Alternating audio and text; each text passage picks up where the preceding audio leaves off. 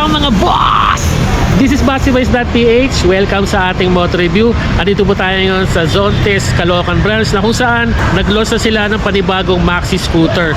So siyempre, andito na naman tayo sa branch na to para malaman yung walang kamatayang specs, features at yung presyo. Tara, pasok tayo. At eto na nga, isa na namang bagong maxi scooter ang nilaunch ni Zontes Philippines, ang Zontes 150X. SRP po nito ay nasa 169,900 pero as of now, discounted na po siya sa 149,900. 20,000 pesos discount na po siya, down payment of 25,485 and 36 months of 8,747. Mag-start po tayo sa front view. Headlight po nito, head turner na talaga kasi naka 4 projector lights na po siya at yung daily running light nito naka X-shape na bumagay sa pagka-aggressive ng maxi scooter na to. Naka telescopic fork, naka disc brake sa harap with 2 piston caliper at naka dual ABS at meron na ring traction control system. At ang gulong nito sa harap 110/70/14 with tubeless tires. Dito naman tayo sa cockpit, naka TF display, malaki at malinaw ang infographics nito. Meron siyang ride sync, dashboard projection, navigation integration, smartphone app connectivity and tire pressure monitoring system.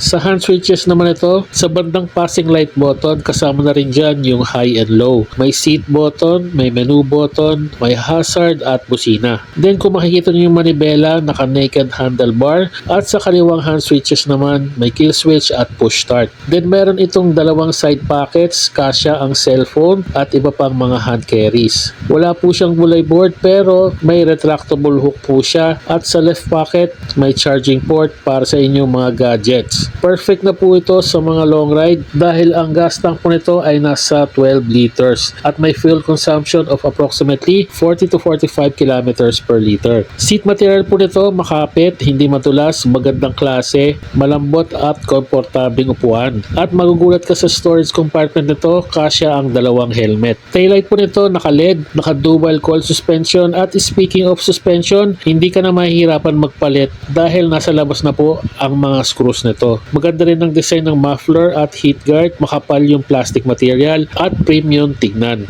Naka-disc brake sa likod at may gulong na 130/70/13 with tubeless tires. Pagdating sa makina, di rin magpapatalo ito. It has a 149.5cc of displacement, 4-stroke, 4-valve, single overhead cam, liquid cooled and fuel injected. Meron itong 17.7 horsepower and 50.5 Nm of torque. Bore and stroke of 58mm by 56.6mm which is short stroke. Seat height naman ito ay user-friendly, naka 770mm. 5'6" po ang height natin kaya masasabi ko na flat-footed po tayo from the ground at kaya pa rin natin i-balance ng maigi itong maxi scooter na to. Ground clearance po niya nasa 130mm. Weight nito nasa 108 kg kaya makikita nyo na naka lightweight cast aluminum alloy frame po siya. So safe at user-friendly pa rin siya sa mga first time mag-scooter. Para sa ating overview, kung itatapat ito kay NMAX 155, may laban po ito pagdating sa makina at advanced features. Mas lalo na yung gas tank nito, naka 12 liters. Malapad ang mga gulong, magaan ang chassis at magandang design yung full fairings nito. Perfect siya sa long ride. At syempre, discounted na rin ang price nito sa 20,000 pesos. So ang kalalabasan nito ay final SRP is 149,900.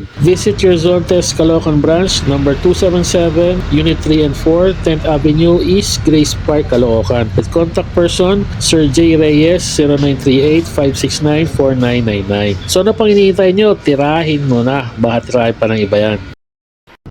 Para sa mga updates ng ating motor review, please follow us on our Facebook page, Facebook Reels, YouTube Shorts, and YouTube channel, BassiBoys.ph. Please like and share ang ating mga motor reviews para mabigyan natin ng detalyado at kumpletong information ang ating mga motor viewers para makapili sila ng kanilang dream bike. Maraming salamat po sa inyong pagtangkilik at pagsuporta. Ride safe, Rat Nation!